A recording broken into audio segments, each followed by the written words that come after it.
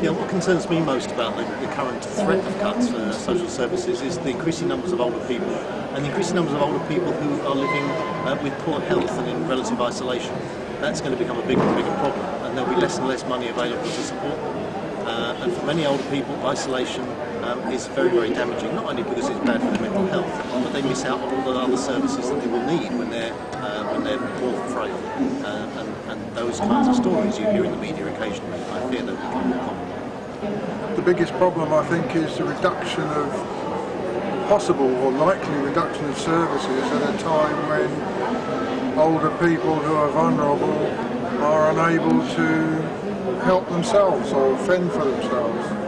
And I think it's very important that anybody who has anything to say opens their mouth and says it, because they can't say it for themselves. And I think government need to be very aware that the problems they're going to create in the future are possibly bigger than the problems they're solving now, unless they think very carefully about the provision of services for people in later life. Thank you very much. From what I see on television, most of the cuts are going to affect the most vulnerable people in society, and not the rich people, not the bankers who got us into this in the first place. We all get old. We're lucky. If we're unlucky, we end up relying on others. Now, as far as I can see it, the people who grow old, they're the ones that have already done their service to the community. They've worked, they've lived for their communities, for their families and for their friends. Now, for one reason or another, they probably end up in care. I had an aunt that ended up in care, right beside a woman who could barely speak. Another one on the other side that couldn't speak at all, all she could do was move. As far as I can see, we need to support our elderly. If we don't, what does that say about us as a community? What does that say about us as a society?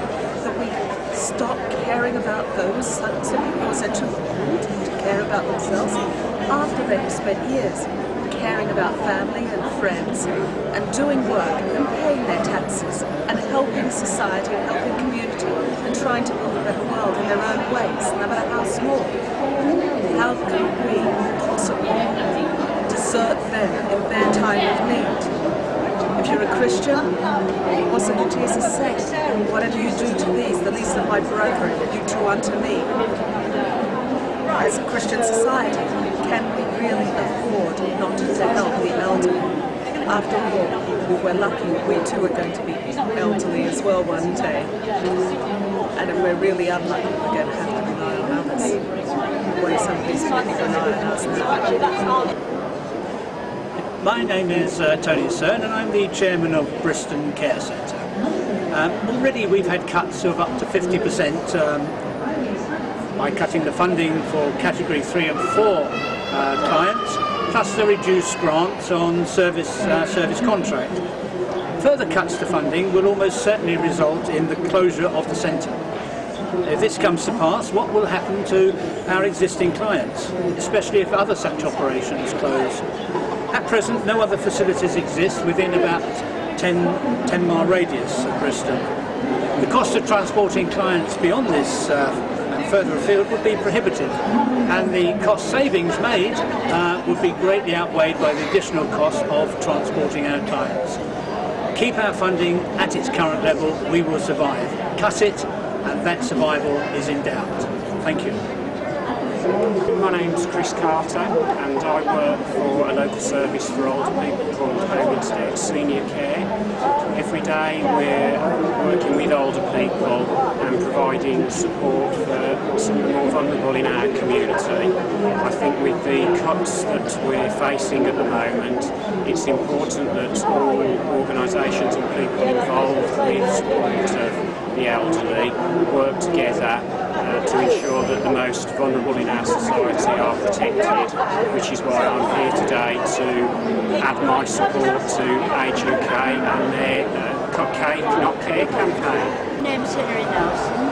I'm District Councillor for Sheringham, which is in Norfolk, and we are very, very concerned about any cuts that are going to happen, because we have an age profile second only to Worthing.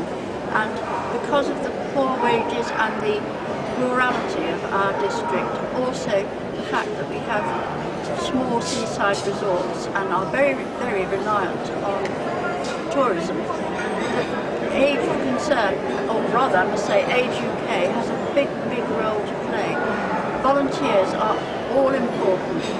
It's volunteers who actually call into people, make sure that they're kept warm, and go and cook dinners when they come down and deliver. And these resources are absolutely vital, and we cannot just expect people to do this for nothing. Volunteers also need to be felt worthy of appreciation. I think particularly in rural communities, isolation and the difficulty of access is all very, very difficult, and it's very, very important that people realise this and do make allowances for that, because it's difficult for young people.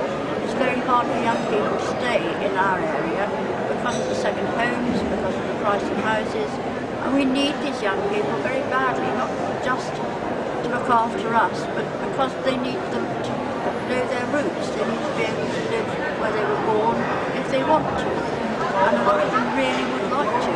It's a question of aspirations, it's a question of old people being valued, and they have huge value. They have so much to offer, perhaps not physically, but mentally. So anything that can be done to help is a great help, and the District Council would like to hear from you.